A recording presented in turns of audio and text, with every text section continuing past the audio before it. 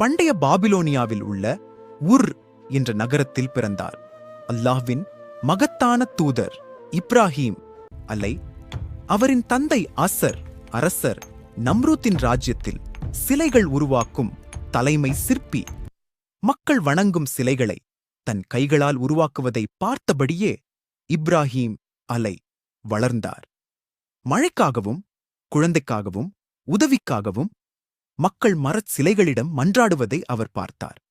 ஆனால் சிறுவயதிலேயே அவரது இதயத்தில் ஒரு கேள்வி எழுந்தது. தன் கைகளால் செய்யப்பட்ட ஒன்று எப்படி இறைவனாக இருக்க முடியும்? அல்லாஹ் இப்ராஹீம் அலை அவர்களுக்கு சிறுவயதிலேயே ஞானத்தையும் நேர்வழியையும் வழங்கியிருந்தான். ஒரு இரவு அவர் வானத்தை நோக்கி பார்த்தார். முதலில் ஒரு பிரகாசமான நட்சத்திரத்தை கண்டார். இதுதான் என் இறைவனா என்று சிந்தித்தார். ஆனால்